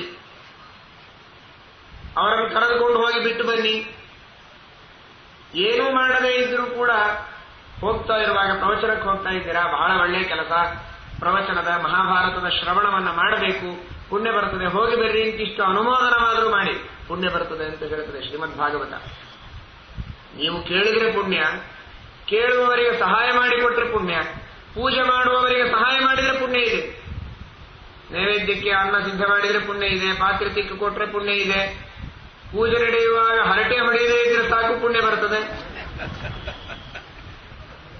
ಏನೂ ಮಾಡದೇ ಇದ್ರು ಕನಿಷ್ಠ ಯಾಕೆ ಹೋಗ್ತೀರಿ ಪ್ರವಚನಕ್ಕೆ ಅಂತ ಹೋಗುವವರನ್ನ ಬೈದೇ ಇದ್ರೆ ಸಾಕು ಪುಣ್ಯ ಬರ್ತದೆ. ಮನುಷ್ಯನಿಗೆ ಸತ್ಕಾರ್ಯ ಮಾಡುವ ಪ್ರವೃತ್ತಿ ಇರಬೇಕು. ಇನ್ನೊಬ್ಬರು ಮಾಡುವಾಗ ಅವರು ಮಾಡಲಿ ಅಂತ ಉದಾಸೀನನಾಗದೆ ಮಾಡುವ ಸತ್ಕಾರ್ಯದೊಳಗೆ ತಾನೂ ಪುಣ್ಯಭಾಗಿಯಾಗಬೇಕು ಎಂಬ ಪುಣ್ಯದ ಲೋಭ ಇರಲಿ, ದ್ರವ್ಯದ ಲೋಭ ಇರೋದು ಬೇಡ. ಎಲ್ಲಿಯೋ ದುಡ್ಡು ಬರುತ್ತದೆ ಅಂದ್ರೆ ಅದರೊಳಗೆ ತನಗೂ ಭಾಗ ಸಿಗಲಿ ಅಂತನ್ನುವ ಪ್ರಯತ್ನ ಮಾಡುವಂತೆ ಪುಣ್ಯದ ಲಾಭಕ್ಕಾಗಿ ಮನುಷ್ಯ ಪ್ರಯತ್ನ ಮಾಡಬೇಕು ಎಂಬ ಸಂದೇಶವನ್ನು ದೇವತೆಗಳು ನಮಗೆ ನೀಡುತ್ತಾರೆ. ಈ ಎಲ್ಲ ಋಷಿಗಳಲ್ಲಿ ಪ್ರವೇಶ ಮಾಡಿ ಧರ್ಮದ ತತ್ವದ ಪ್ರಸಾರವನ್ನು ವೇದವ್ಯಾಸದೇವರ ಅಣತಿಯಂತೆ ದೇವತೆಗಳೆಲ್ಲ ಮಾಡ್ತಾ ಇದ್ದಾರೆ. ಮೊನ್ನೆ ತಿಳಿದ ಹಾಗೆ ಇಷ್ಟೆಲ್ಲ ಮಾಡಿ ಭೂಲೋಕದಲ್ಲಿ ವೇದಗಳ ಶಾಸ್ತ್ರಗಳ ವಿಶೇಷವಾಗಿ ಶ್ರೀಮದ್ ಭಾಗವತದ ಪ್ರಚಾರಕ್ಕೋಸ್ಕರವಾಗಿ ಶುಕಾಚಾರ್ಯರನ್ನು ವೇದವ್ಯಾಸದೇವರು ಹುಟ್ಟಿಸ್ತಾ ಇದ್ದಾರೆ. ಶುಕಾಚಾರ್ಯರನ್ನು ಹುಟ್ಟಿಸುವಾಗ ಘೃತಾಚಿ ಎಂಬ ಅಪ್ಸರಾ ಸ್ತ್ರೀ ಒಂದು ಗಿಳಿಯ ರೂಪದಲ್ಲಿ ಬರ್ತಾಳೆ. ಶುಕೀ ಭೂತ್ವಾ ಹ್ಯಗಮದ್ಘೃತಾಚಿ ವ್ಯಾಸಂ ವಿಮತ್ಸಂತ ಮುತಾರಣಿಂತಂ. ಹೆಣ್ಣು ಗಿಳಿಯ ರೂಪದಲ್ಲಿ ಅಪ್ಸರಾ ಸ್ತ್ರೀ ಬಂದ್ರೆ ಆಗ ವೇದವ್ಯಾಸದೇವರು ವಿಚಾರ ಮಾಡುತ್ತಾರೆ. ಅರ್ಥಾತ್ ರುದ್ರದೇವರು ತಪಶ್ಚರ್ಯ ಮಾಡಿರ್ತಾರೆ. ನನಗೆ ಅಪವಾದ ಇದೆ, ಹೊಡಿ ಬಡಿ ಕಡಿ, ಯಾವಾಗಲೂ ಭೂತ ಪ್ರೇತಗಳ ಗಣಗಳನ್ನು ಕಟ್ಟಿಕೊಂಡು ಎಲ್ಲರನ್ನೂ ಸಂಹಾರ ಮಾಡುವ ಕೆಲಸವೇ ನನ್ನದು. ಯಾವಾಗಲೂ ನನ್ನನ್ನು ನೋಡಿದರೆ ರುದ್ರ ಯಾವುದೇ ಒಂದು ಭಯಾನಕವಾದ ಪ್ರಸಂಗವನ್ನು ಹೇಳಬೇಕಾದ್ರೆ ರೌದ್ರ ರಸ ಅಂತಾರೆ, ರೌದ್ರ ಪ್ರಸಂಗ ಅಂತಾರೆ. ಅಂದ್ರೆ ರುದ್ರ ಅಂದ್ರೇನೆ ಭಯಂಕರ, ರೌದ್ರ ಅಂದ್ರೆ ಭಯಾನಕ. ರುದ್ರಭೂಮಿ ಅಂತ ಕರೀತಾರೆ ಸ್ಮಶಾನ ಭೂಮಿಗೆ. ಅಂದ್ರೆ ಯಾವಾಗಲೂ ಸಂಹಾರ ಮಾಡುವುದೇ, ನಾಶ ಮಾಡುವುದು, ಹೊಡೆಯುವುದು, ಬಡಿಯುವುದು ಇವೇ ನನ್ನ ಕೆಲಸ ಅಂತ ಜನ ತಿಳಿದು ಬಿಟ್ಟಿದ್ದಾರೆ. ನಿನ್ನ ಅನುಗ್ರಹದಿಂದ ಮನೋಭಿಮಾನಿಯಾಗಿ ಜ್ಞಾನವನ್ನ ಕೊಡುವ, ಸೌಖ್ಯವನ್ನ ಕೊಡುವ, ಸಮಾಧಾನವನ್ನು ಕೊಡುವ, ಶಾಂತಿಯನ್ನು ಕೊಡುವ, ಅನುಗ್ರಹವನ್ನು ಮಾಡುವ ದೊಡ್ಡ ಯೋಗ್ಯತೆ ನಿನ್ನ ಅನುಗ್ರಹದಿಂದ ನನ್ನಲ್ಲಿದೆ. ಆದರೆ ಅದನ್ನು ಜನ ತಿಳಿದಿಲ್ಲ ಅನ್ನೋದಕ್ಕಾಗಿ ನಿನ್ನಲ್ಲಿಯೇ ಅವತಾರ ಮಾಡಿ ಶಾಂತ ಮೂರ್ತಿಯಾಗಿ ನಿನ್ನ ಮಹಿಮೆಯನ್ನು ಕೊಂಡಾಡಿ ನಿನ್ನ ಸರ್ವೋತ್ತಮತ್ವವನ್ನು ಸ್ಥಾಪಿಸುವಂತಹ ಒಂದು ಶ್ರೇಷ್ಠವಾದ ಅವತಾರ ನಿನ್ನ ಮೂಲಕ ನನಗಾಗಬೇಕು ಅಂತ ರುದ್ರದೇವರು ತಪಶ್ಚರ್ಯ ಮಾಡಿರ್ತಾರೆ. ಅದಕ್ಕೆ ಭಗವಂತ ವರ ಕೊಟ್ಟಿರ್ತಾನೆ. ಇವಳೂ ತಪಶ್ಚರ್ಯ ಮಾಡಿರ್ತಾಳೆ. ಇವೆರಡನ್ನೂ ಸೇರಿಸುವುದಕ್ಕೆ ಭಗವಂತ ತಾನೂ ಕೂಡ ಒಂದು ಗಿಳಿಯ ರೂಪವನ್ನ ತೆಗೆದುಕೊಂಡು ಅಲ್ಲಿ ಪರಮಾತ್ಮ ಅವತಾರವನ್ನ, ರುದ್ರದೇವರ ಅವತಾರವನ್ನ ಮಾಡಿಸ್ತಾ ಇದ್ದಾನೆ. ಅವರೇ ಶುಕಾಚಾರ್ಯರಾಗಿ ಅವತಾರ ಮಾಡಿದ್ದಾರೆ. ಭಗವಂತ ಶುಕಾಚಾರ್ಯರನ್ನ ಘೃತಾಚಿ ಎಂಬ ಅಪ್ಸರಾ ಸ್ತ್ರೀಯಲ್ಲಿ ಪಡೆದ. ಇದು ಹೇಗೆ ಭಗವಂತ ಕಾಮುಕನಾದ? ಅಪ್ಸರಾ ಸ್ತ್ರೀಯ ಸಂಘವನ್ನು ಹೇಗೆ ಮಾಡಿದ ಪರಮಾತ್ಮ? ಮಾಡಬಾರದಲ್ಲ. ಅವಳಲ್ಲಿ ಲಕ್ಷ್ಮೀದೇವಿಯ ಆವೇಶ ಇತ್ತು ಅನ್ನುವುದು ಸರಿ ಶಾಸ್ತ್ರದ ದೃಷ್ಟಿಯಲ್ಲಿ. ಆದರೆ ಲೋಕದ ದೃಷ್ಟಿಯಲ್ಲಿ ಭಗವಂತ ಅಪ್ಸರಾ ಸ್ತ್ರೀಯರ ಸಂಘವನ್ನು ಮಾಡಿ ಶುಕಾಚಾರ್ಯರನ್ನ ಪಡೆದದ್ದು ಇದು ದೋಷ ಅಲ್ಲವೇ ಅಂತ ನಮಗೆಲ್ಲ ಅನಿಸ್ತದೆ. ಆದರೆ ಭಗವಂತನ ಯಾರು, ಭಗವಂತನ ಸ್ಥಾನ ಏನು, ಅವನನ್ನು ನಾವು ಹೇಗೆ ಕಾಣಬೇಕು, ಇದನ್ನು ಅರ್ಥ ಮಾಡಿಕೊಂಡಾಗ ಈ ಸಮಸ್ಯೆ ಮಾಯವಾಗಿ ಹೋಗ್ತದೆ. ಯಾವ ವ್ಯಕ್ತಿಯನ್ನು ನಾವು ಕಾಣುತ್ತೇವೆ ಆ ವ್ಯಕ್ತಿಯ ಸ್ಥಾನ ಏನು ಅನ್ನುವುದನ್ನು ಆಲೋಚನೆ ಮಾಡಿ ಅವನ ಬಗ್ಗೆ ನಾವು ಚಿಂತನೆ ಮಾಡಬೇಕು. ಒಬ್ಬನು ವೈದ್ಯ ಇರಬಹುದು, ಡಾಕ್ಟರ್ ಇರ್ತಾನೆ, ಒಬ್ಬ ಸಾಮಾನ್ಯ ಮನುಷ್ಯ ಇದ್ದಾನೆ. ಒಬ್ಬ ಸಾಮಾನ್ಯ ಮನುಷ್ಯ ಪರಸ್ತ್ರೀಯನ್ನು ನೋಡುವಾಗ, ಪರಸ್ತ್ರೀಯನ್ನು ಸ್ಪರ್ಶ ಮಾಡುವಾಗ ಜನರು ನೋಡುವ ದೃಷ್ಟಿಯೇ ಬೇರೆ. ಒಬ್ಬ ವೈದ್ಯನಾಗಿ, ಅವನು ಗೈನಕಾಲಜಿಸ್ಟ್ ಆಗಿ ಅವನು ಸ್ತ್ರೀಯನ್ನು ನೋಡ್ತಾನೆ, ಸ್ತ್ರೀಯನ್ನು ಸ್ಪರ್ಶ ಮಾಡ್ತಾನೆ ಅಂದ್ರೆ ಆವಾಗ ಜನರು ನೋಡುವ ದೃಷ್ಟಿಯೇ ಬೇರೆ. ಯಾಕೆ ನೀನು ಪರಸ್ತ್ರೀಯರನ್ನು ನೋಡ್ತೀಯಾ ಅಂತ ಇವನನ್ನು ಬೈತಾರೆ. ಇವನು ಚೆನ್ನಾಗಿ ನೋಡ್ಲಿಲ್ಲ ಅಂದ್ರೆ ಯಾಕೆ ನೀವು ನೋಡ್ಕೊಳ್ಳಿಲ್ಲ ಅಂತ ಇವನಿಗೆ ಬೈತಾರೆ. ಕೆಲಸ ಬಂದೆ, ವ್ಯಕ್ತಿ ಒಬ್ಬಳೆ, ಅವಳು ಸ್ತ್ರೀ, ಇವನು ಪರಪುರುಷ ಅವನು ಪರಪುರುಷ, ಆದರೆ ಇವನು ವೈದ್ಯ, ಅವನು ಖಾದ್ಯ ಅಷ್ಟೇ, ಅವನೇನಲ್ಲ. ಅವನು ಬರೀ ತಿಂದುಂಡು ಬದುಕುವ ಮನುಷ್ಯ. ಇವನೊಬ್ಬ ವೈದ್ಯ. ಇವನದು ಕರ್ತವ್ಯ. ಇವನದು ಶುದ್ಧವಾದ ಮನಸ್ಸು, ಇವನದು ನಿರ್ಮಲವಾದ ಮನಸ್ಸು, ನಿರ್ಮಲ ಮಾಡುವ ಮನಸ್ಸು, ರೋಗವನ್ನ ಕಳೆಯುವ ಮನಸ್ಸು, ನಿರ್ಮಲ ಮನಸ್ಸು, ನಿರ್ಮಲಗೊಳಿಸುವ ಮನಸ್ಸು. ಇವನಿಗೆ ಬೆಲೆ ಇದೆ. ಆದರೆ ಯಾವನ ಮನಸ್ಸು ಕಲುಷಿತವಾಗಿದೆ ಅವನಿಗೆ ಬೆಲೆ ಇಲ್ಲ, ಅವನಿಗೆ ಬಲಿ ಇದೆ, ಅವನಿಗೆ ಬೇಲೆ ಇದೆ. ಇವನಿಗೆ ಬೆಲೆ ಇದೆ, ಅವನಿಗೆ ಬೇಲೆ ಇದೆ. ಹಾಗಾದರೆ ಭಗವಂತನನ್ನು ನಾವು ಕಾಣುವಾಗ ವೈದ್ಯ ಬಂದ ನೋಡಿ, ವೆಂಕಟನೆಂಬೋ ವೈದ್ಯ ಬಂದ ನೋಡಿ. ಇವತ್ತು ಘೃತಾಚಿ ಅಲ್ಲ, ಅಥವಾ ಶ್ರೀಕೃಷ್ಣ ಪರಮಾತ್ಮನ ಜೊತೆಗೆ ರಾಸಕ್ರೀಡೆಯಾಡಿದ ಗೋಪಿಕಾಸ್ತ್ರೀಯರಲ್ಲ. ಇವತ್ತಿನ ಯಾವುದೇ ಸ್ತ್ರೀಯರಿಗೆ ಮಕ್ಕಳಾಗಬೇಕಾದರೂ ಕೂಡ ಭಗವಂತ ತಾನೇ ವೈದ್ಯ. ಸರಕ್ಷಿತ ರಕ್ಷತಿ ಯೋಗಿ ಗರ್ಭೆ, ಗರ್ಭದೊಳಗಿದ್ದು ಭಗವಂತ ರಕ್ಷಣೆ ಮಾಡಿದರೆ ತಾನೇ ಮಗುಗೊಳಿಯೋದು. ಪತ್ನಿಯ ಸ್ಪರ್ಶ ಮಾಡದಿದ್ದರೂ ಕದಾಚಿತ್ ಮಕ್ಕಳು ಹುಟ್ಟಬಹುದು. ಆದರೆ ಭಗವಂತ ಗರ್ಭದಲ್ಲಿ ಪ್ರವೇಶ ಮಾಡದೇ ಇದ್ರೆ ಮಕ್ಕಳು ಹುಟ್ಟಲಿಕ್ಕೆ ಸಾಧ್ಯ ಇಲ್ಲ. ಗರ್ಭವನ್ನು ಬೆಳೆಸುವವನು ದೇವರೇ ಅಲ್ಲ. ಎಲ್ಲವೂ ಪಚನವಾದರೂ ಗರ್ಭ ಪಚನವಾಗದೇ ಇದ್ದಂತೆ ರಕ್ಷಣೆ ಮಾಡುವವನು ದೇವರೇ ಅಲ್ಲ. ಗರ್ಭಕೋಶವನ್ನು ಮಾಡಿದವನು ದೇವರೇ ಅಲ್ಲ. ನಾವು ಅನೇಕ ಸಲ ಹೇಳ್ತಾ ಇರ್ತೇವೆ, ಒಂದು ಸಣ್ಣ ಚೀಲ ಹೊಲಿಬೇಕು ಅಂದ್ರೆ ಕೈ ಕಟ್ಟಿ ಕೂಡಿಸಿದ್ರೆ ಚೀಲ ಹೊಲಿಲಿಕ್ಕೆ ಬರುವುದಿಲ್ಲ. ಕೈ ಆಡಿಸಲಿಕ್ಕಾದ್ರೂ ಸ್ಥಳ ಬೇಕೋ ಬೇಡವೋ? ಎಷ್ಟು ನರಗಳನ್ನು ನಮ್ಮ ದೇಹದಲ್ಲಿ ಹೊಲದಿದ್ದಾನೆ, ಗರ್ಭದೊಳಗೆ ಸ್ಥಳ ಎಲ್ಲಿರುತ್ತದೆ ಕೈಕಾಲು ಆಡಿಸೋದಕ್ಕೆ? ಅಷ್ಟು ಸೂಕ್ಷ್ಮವಾದ ಗರ್ಭದಲ್ಲಿ ಹೊಟ್ಟೆಗೆ ಅಂಟಿಕೊಂಡು ಬೆಳೆಯುವಂತಹ ಮಗುವಿನೊಳಗೆ, ದೇಹದೊಳಗೆ ಅಷ್ಟೆಲ್ಲ ನರಗಳನ್ನು, ನಾಡಿಗಳನ್ನು, ಎಲುಬುಗಳನ್ನು ಹೊಲದು ಜೋಡಿಸಿ ಪೋಣಿಸಿ ಇಟ್ಟಿದ್ದಾನಲ್ಲ. ಯಾರವನು ಪೋಣಿಸಿದವನು, ಜೋಡಿಸಿದವನು?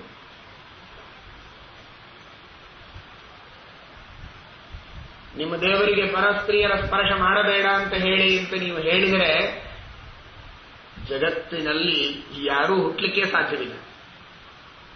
ಭಗವಂತ ಎಲ್ಲ ಪತಿಯರೊಳಗೂ ಇದ್ದಾನೆ, ಎಲ್ಲ ಸ್ತ್ರೀಯರೊಳಗೂ ಇದ್ದಾನೆ, ಎಲ್ಲ ಗರ್ಭಕೋಶಗಳೊಳಗೂ ಇದ್ದಾನೆ, ಎಲ್ಲ ಪ್ರಾಣಿಗಳ ಗರ್ಭಕೋಶಗಳಿಗೂ ಅವನೇ ಇದ್ದು ಬೆಳೆಸ್ತಾನೆ ಅನ್ನುವುದಕ್ಕಾಗಿ ಗರ್ಭಗಳು ಬೆಳೆಯುತ್ತವೆ. ಅಂತಹ ಭಗವಂತನಿಗೆ ಇದು ದೋಷ ಅಲ್ಲ. ವೈದ್ಯರಿಗೆ ಹೇಗೆ ಅದು ದೋಷವಲ್ಲವೋ ಅದರಂತೆ ವೈದ್ಯನೂ ಆಗಿ, ಪತಿಯೂ ಆಗಿ, ಸರ್ವತ್ರ ಅಂತರ್ಯಾಮಿಯಾಗಿಯೂ ಇದ್ದು ಎಲ್ಲ ಸೃಷ್ಟಿಯನ್ನ ಮಾಡುವ ಪರಮಾತ್ಮನಿಗೆ ಅದು ಸರ್ವಥಾ ದೋಷ ಅಲ್ಲ, ಅದು ಗುಣ. ಅವನಿದ್ದಾನೆ ಅನ್ನುವುದಕ್ಕಾಗಿ ಜಗತ್ತು ಹುಟ್ಟುತ್ತಾ ಇದೆ, ಬೆಳೀತಾ ಇದೆ, ನಡೀತಾ ಇದೆ. ಇಲ್ಲದಿದ್ದರೆ ದೇವರೊಬ್ಬ ಇರಬೇಕಾಗಿತ್ತು. ಅನಾದಿ ನಿತ್ಯಳಾದ, ನಿತ್ಯ ಮುಕ್ತಳಾದ ಲಕ್ಷ್ಮಿಯೊಬ್ಬಳು ಬೇಕಾದರೆ ಇರಬಹುದು, ಅದು ದೇವರ ಇಚ್ಛೆ ಇದ್ರೆ. ದೇವರು ಲಕ್ಷ್ಮಿ ಇಬ್ಬರು ಬಿಟ್ಟರೆ ಜಗತ್ತಿನೊಳಗೆ ಯಾರೂ ಹುಟ್ಟುತ್ತಾ ಇರಲಿಲ್ಲ. ಬ್ರಹ್ಮದೇವರನ್ನು ಪ್ರಾರಂಭ ಮಾಡಿಕೊಂಡು ಯಾರೂ ಹುಟ್ಟುವ ಸ್ಥಿತಿಯಲ್ಲಿ ಇಲ್ಲ ಅಂತಾಗಬೇಕಾಗತ್ತೆ. ಆದರೆ ದೇವರೇ ಎಲ್ಲ ಪುರುಷರಲ್ಲಿ ಅಂತರ್ಯಾಮಿಯಾಗಿ, ಎಲ್ಲ ಸ್ತ್ರೀಯರಲ್ಲಿ ಅಂತರ್ಯಾಮಿಯಾಗಿ, ಅವರಿಬ್ಬರಲ್ಲಿ ಶಕ್ತಿಯನ್ನ ತುಂಬಿ ತಾನೇ ಇದನ್ನು ಬೆಳೆಸ್ತಾನೆ. ಇದನ್ನು ಯಾವಾಗಲೂ ಹೊರಗಿದ್ದು ದೇವರು ಮಾಡುತ್ತಾನೆ, ಒಳಗಿದ್ದು ದೇವರು ಮಾಡ್ತಾನೆ. ಈಗ ಹೊರಗೆ ಮಾಡಿ ತೋರಿಸಿದ್ದಕ್ಕೆ ಇದೊಂದು ದೊಡ್ಡ ವಿಚಾರ ಅಂತ ಅನಿಸಿದೆ. ಅದೇಗೆ ಭಗವಂತ ಗೋಪಿಕಾ ಸ್ತ್ರೀಯರ ಸಂಘ ಮಾಡಿದ, ಅದೇಗೆ ಘೃತಾಚಿಯ ಸಂಘ ಮಾಡಿದ, ಇದು ಹೊರಗಿದ್ದು ಮಾಡಿದ್ದಕ್ಕೆ ನಮಗೆ ಗೊತ್ತಾದದ್ದು. ಆದರೆ ಎಲ್ಲರೊಳಗಿದ್ದು ಈಗ ಸಂಘ ಮಾಡಿಸುವವನು, ಮಕ್ಕಳನ್ನು ಹುಟ್ಟಿಸುವವನು ದೇವರೇ. ಅದು ದೇವರಿಗೆ ದೋಷ ಅಲ್ಲ. ಅದಕ್ಕೆ ಒಂದು ಉದಾಹರಣೆ ಅಂದರೆ, ಬಾಲ್ ಪೆನ್ ತಗೊಂಡು ಬರಿತಾ ಇರ್ತೇವೆ. ಬರೆಯುವಾಗ ಮಕ್ಕಳಿಗೆ ಗೊತ್ತಿಲ್ಲ, ಹೊಸ ಹುಡುಗನಿಗೆ ಯಾವಾಗಲೂ ತಂದೆ ಒಂದು ಪೆನ್ ಮುಗಿದ ಮೇಲೆ ಹೊಸ ಪೆನ್ನೇ ತಂದು ಕೊಡ್ತಾನೆ, ಶ್ರೀಮಂತ ತಂದೆ. ಆದರೆ ಒಂದ್ಸಲ ಅಪ್ಪನಿಗೆ ಪೆನ್ನು ಸಿಕ್ಕಿಲ್ಲ, ರಿಫಿಲ್ ಮಾತ್ರ ಇದೆ ಒಳಗಿಂದು. ಅದನ್ನು ತೆಗಿತಾನೆ, ಬರೀ ರಿಫಿಲ್ ತಗೊಂಡು ಬರೀತಾ ಇದ್ದಾನೆ. ಮಗುವಿಗೆ ಆಶ್ಚರ್ಯ, ಇದು ಹೇಗೆ ಬರೀತಾನೆ ಇವನು? ಪೆನ್ನೇ ಇಲ್ವಲ್ಲ, ಪೆನ್ ಇಲ್ಲದೆ ಹೇಗೆ ಬರೀತಾನೆ ಅಂತ. ಪೆನ್ ಇದ್ರೂ ಕೂಡ ಪೆನ್ನೊಳಗಿನ ರಿಫಿಲ್ಲೇ ನಿಜವಾಗಿ ಬರೆಯೋದು, ಪೆನ್ ಬರೆಯೋದೇ ಇಲ್ಲ. ಒಳಗಿನ ರಿಫಿಲ್ಲೇ ಬರೆಯೋದು. ಇದು ಮೇಲಕ್ಕೆ ಆವರಣ ಮಾತ್ರ. ಇದು ಇದ್ರೂ ಅಷ್ಟೇ, ಇಲ್ಲದೇ ಇದ್ರೂ ಅಷ್ಟೇ. ಆದ್ರೆ ಆ ಕೂಸಿಗೆ ಅದು ಗೊತ್ತಿಲ್ಲ. ಕೂಸು ಏನ್ ತಿಳಿಸುತ್ತೆ? ಪೆನ್ನೇ ಬರೆಯೋದು, ಪೆನ್ ಇಲ್ಲದೆ ಬರೆಯೋದು ಹೇಗೆ? ಪೆನ್ ಇಲ್ಲದೆ ಬರೀತಾ ಇದ್ದಾನಲ್ಲ ಇವನು ಅಂತ ಅದಕ್ಕೊಂದು ಆಶ್ಚರ್ಯ ಅವನಿಗೆ. ಆದ್ರೆ ತಂದೆಗೆ ಇದೇನು ಆಶ್ಚರ್ಯ ಅಲ್ಲ, ಯಾಕಂದ್ರೆ ಅವನಿಗೆ ಗೊತ್ತು ಮೇಲ್ ಪೆನ್ ಇದ್ರೂ ಒಳಗಿನ ರಿಫಿಲ್ಲೇ ಕೆಲಸ ಮಾಡೋದು, ಇಲ್ಲದೆ ಇದ್ರೂ ಅದೇ ಕೆಲಸ ಮಾಡೋದು ಅಂತ. ನಾವೆಲ್ಲ ಆ ಕೂಸಿಗೆ ಹೇಗೆ ಇನ್ನೋಸೆನ್ಸ್ ಇದೆ, ಅಜ್ಞಾನ ಇದೆ, ಆ ಅಜ್ಞಾನದೊಳಗೆ ನಾವೆಲ್ಲ ಇದ್ದೇವೆ ಇತ್ತು. ಆದ್ರೆ ಅಷ್ಟು ಅಜ್ಞಾನದೊಳಗೆ ಇನ್ನೋಸೆಂಟ್ ಆಗಿ ಇದ್ದರೂ ಕೂಡ ನಮ್ಮಷ್ಟು ಬುದ್ಧಿವಂತರು ಯಾರೂ ಇಲ್ಲ ಅಂತ ತಿಳ್ಕೊಂಡಿದ್ದೇವೆ ಇಷ್ಟೇ. ಆದ್ರೆ ನಮಗೆ ಆ ಕೂಸಿನಷ್ಟೇ ತಿಳುವಳಿಕೆ. ಇವತ್ತೆಲ್ಲ ನೀವೆಲ್ಲ ತಂದೆ ತಾಯಿಯಂದರು ಬಹಳಷ್ಟು ಜನ ಕುಳಿತಿದ್ದೀರಿ, ಇನ್ನು ಮುಂದೆ ಕೆಲವರು ತಂದೆ ತಾಯಿ ಆಗುವವರು ಕುಳಿತಿದ್ದೀರಲ್ಲ. ನೀವೆಲ್ಲ ಹೇಗೆ ಅಂದ್ರೆ ಮೇಲಿನ ಪೆನ್ ಇದ್ದ ಹಾಗೆ, ಒಳಗಿನ ರಿಫಿಲ್ಲಿನಂತೆ ಭಗವಂತ ಇದ್ದಾನೆ. ಅವನೇ ನಿಜವಾಗಿ ನಿಮ್ಮೆಲ್ಲರ ಮಕ್ಕಳ ಚಿತ್ರವನ್ನು ಬರೆಯುವವನು. ಆ ಒಳಗಿನ ರಿಫಿಲ್ಲಿನಂತೆ ಇರುವ ಭಗವಂತನೇ ಬರೆಯೋದು. ನೀವೆಲ್ಲ ಮೇಲಿನ ಪೆನ್ ಅಷ್ಟೇ. ನೀವುಗಳು ಪತಿಪತ್ನಿಯರು ಸಮಾಗಮ ಮಾಡಿದಾಗ ಇದು ನೈಸರ್ಗಿಕ. ದೇವರು ಮಾಡಿದ್ರೆ ಇದೇನೋ ಹೊಸದು ಅಂತೀರಿ, ಅದು ಹೊಸದಲ್ಲ. ಅದು ನಿತ್ಯವೂ ನಡೆಯುವುದು, ದೇವರಿಂದಲೇ ನಡೆಯುವುದು. ಆದರೆ ದೇವರು ಹೊರಗೆ ಬಂದು ಮಾಡಿದಾಗ ಅದೇನೋ ಅದ್ಭುತ ಅಂತ ಅನಿಸ್ತದೆ. ಅದೊಂದು ಅನೈಸರ್ಗಿಕ, ಅಮಾನವೀಯ ಅಂತ ಅನಿಸ್ತದೆ. ಆದರೆ ನಿತ್ಯ ನಡೆದ ಮಾನವೀಯ ಪ್ರಕ್ರಿಯೆಯೇ ಒಳಗಿರುವ ಆ ಭಗವಂತನಿಂದ. ಅದನ್ನು ತಿಳಿದುಕೊಳ್ಳಿ ಅಂತ ಶ್ರೀಮದ್ ಆಚಾರ್ಯರು, ಶ್ರೀಮದ್ ಆನಂದ ತೀರ್ಥ ಭಗವತ್ಪಾದರು ನಮಗೆ ಹೇಳ್ತಾರೆ. ಅಕಾಮಯನ್, ಕಾಮುಕವತ್, ಕಾಮುಕರಂತೆ. ಕಾಮ ಇಲ್ಲ ಇವರಿಗೆ, ಆದರೆ ಕಾಮುಕರಂತೆ ತೋರಿಸ್ತಾನೆ ಭಗವಂತ. ಅವನಿಗೆಲ್ಲಿಯೇ ಕಾಮ? ಅದಕ್ಕೆ ಕಾರಣ ನಾನು ಮೊನ್ನೆ ಹೇಳಿದೆ. ಇಂತಹ ಸೌಂದರ್ಯವನ್ನು, ಸ್ತ್ರೀಯರನ್ನು ನಿತ್ಯ ನಿರಂತರದಲ್ಲಿ ಹುಟ್ಟಿಸುವ ಭಗವಂತನಿಗೆ ಇದರ ಮೋಹ ಎಲ್ಲಿ? ಜಗತ್ತಿಗೆ ಮೋಹವನ್ನು ಕೊಡುವ ಪರಮಾತ್ಮ ಆ ಶುಕಾಚಾರ್ಯರಿಗೆ ಅವತಾರವನ್ನ ಮಾಡಿಸಿ, ಶುಕಾಚಾರ್ಯರ ಮೂಲಕ ಶ್ರೀಮದ್ ಭಾಗವತದ ಪ್ರಚಾರವನ್ನು ಜಗತ್ತಿನಲ್ಲಿ ಮಾಡಿಸಿ ಅಜ್ಞಾನವನ್ನ ದೂರ ಓಡಿಸಿದ್ದಾನೆ. ವೇದಶಾಸ್ತ್ರಗಳ ಮೇಲ್ನೋಟದಿಂದ ತೋರುವ ಅರ್ಥಗಳನ್ನೇ ಸಂಗ್ರಹ ಮಾಡಿ ರಾಜಸ ಪುರಾಣಗಳನ್ನ, ಪಾಶುಪತಾದಿ ಆಗಮಗಳಿಂದ ತಾಮಸ ಪುರಾಣಗಳನ್ನ, ಪಂಚರಾತ್ರಾದಿ ಆಗಮಗಳ ಮೂಲಕವಾಗಿ ಸಾತ್ವಿಕ ಪುರಾಣಗಳನ್ನ, ಹೀಗೆ ಭಗವಂತ ಒಬ್ಬನೇ ಪರಮಾತ್ಮ 3 ತರಹದ ಪುರಾಣಗಳನ್ನ, 18 ಪುರಾಣಗಳನ್ನು ರಚನೆ ಮಾಡಿದ್ದಾನೆ. 6 ಸಾತ್ವಿಕ, 6 ರಾಜಸ, 6 ತಾಮಸ. ಅದರಲ್ಲಿ ಸಾತ್ವಿಕ ಪುರಾಣಗಳಲ್ಲಿಯೂ ಶ್ರೇಷ್ಠವಾದದ್ದು ಶ್ರೀಮದ್ ಭಾಗವತ ಎಂಬುದಾಗಿ ನಾವು ಕೇಳುತ್ತೇವೆ. ಆ ವೇದವ್ಯಾಸದೇವರೇ ರಚನೆ ಮಾಡಿದರೂ ಕೂಡ ಎಲ್ಲ ಪುರಾಣಗಳನ್ನು ಬಹಳ ಸ್ವಾರಸ್ಯವಾದ ಮಾತು ಅಂದ್ರೆ ಇನ್ಯಾರೋ ವಿಭಾಗ ಮಾಡಿಲ್ಲ, ಇದು ಸಾತ್ವಿಕ, ರಾಜಸ, ತಾಮಸ ಅಂತ. ವೇದವ್ಯಾಸದೇವರೇ ವಿಭಾಗ ಮಾಡಿಕೊಡ್ತಾರೆ. ನಾನು ಬರೆದ ಪುರಾಣಗಳಲ್ಲಿ ಇದು ಸಾತ್ವಿಕ ಪುರಾಣ, ಇದು ರಾಜಸ, ಇದು ತಾಮಸ ಅಂತ. ಎಷ್ಟು ವಿಚಿತ್ರವಾಗಿದೆ ನೋಡಿ. ಭಗವಂತನ ಮಾಯೆ ಅಂದ್ರೆ ಬಹಳ ಅದ್ಭುತವಾದದ್ದು. ಇವತ್ತು ನಾವೇನೋ ಅಲ್ಲಲ್ಲಿ ಬೋರ್ಡ್ಗಳನ್ನು ನೋಡ್ತೇವೆ, ಸಿಗರೆಟ್ಗಳ ದೊಡ್ಡ ಅಡ್ವರ್ಟೈಸ್ಮೆಂಟ್ ಇರ್ತದೆ. ಅಂತ ದೊಡ್ಡ ದೊಡ್ಡ ಬೋರ್ಡ್ಗಳ ಮೇಲೆ ಕೆಳಗೆ ಬರೆದಿರ್ತಾರೆ, ಇದು ನಿಮ್ಮ ಆರೋಗ್ಯಕ್ಕೆ ಹಾನಿಕರ ಅಂತ, ಇಂಜೂರಿಯಸ್ ಟು ಯುವರ್ ಹೆಲ್ತ್. ಅದನ್ನು ಓದ್ತಾನೇ ಸೇರ್ತಾರೆ. ಏನ್ ಪ್ರಯೋಜನ ಇರೋದಿಲ್ಲ. ಇದು ಮನುಷ್ಯನ ಪ್ರವೃತ್ತಿ. ಕೇವಲ ತಿಳುವಳಿಕೆಯನ್ನ ಕೊಟ್ಟಿಲ್ಲ, ಇದು ನಿಮ್ಮ ತಪ್ಪು ಅಲ್ಲ. ತಿಳುವಳಿಕೆ ಕೊಟ್ಟರೂ ಸ್ವರೂಪ ಯೋಗ್ಯತೆ ಒಂದು ಬೇರೆನೇ ಇರ್ತದೆ. ವೇದವ್ಯಾಸದೇವರು ತಾವು ರಾಜಸ ತಾಮಸ ಪುರಾಣಗಳನ್ನ ಬರೆದು ಇದು ನಿಮ್ಮ ಆರೋಗ್ಯಕ್ಕೆ ಹಾನಿಕರ ಅಂತ ಬರೆದಿಟ್ಟಿದ್ದಾರೆ. ಅದರೊಳಗೆ ಬರೆದಿಟ್ಟಿದ್ದಾರೆ, ಇದು ನಿಮ್ಮ ಆರೋಗ್ಯಕ್ಕೆ ಹಾನಿಕರ, ಇದು ನಿಮಗೆ ಮೋಕ್ಷ ಕೊಡುವುದಲ್ಲ. ಆದರೂ ಬರೆದಿದ್ದೇವೆ. ಯಾಕೆಂದ್ರೆ ಈ ತರಹದ್ದೇ ರುಚಿಸುವವರು ಯಾರಾದರೂ ಇದ್ರೆ ಅವರು ಓದಿಕೊಳ್ಳಿ ಅಂತ.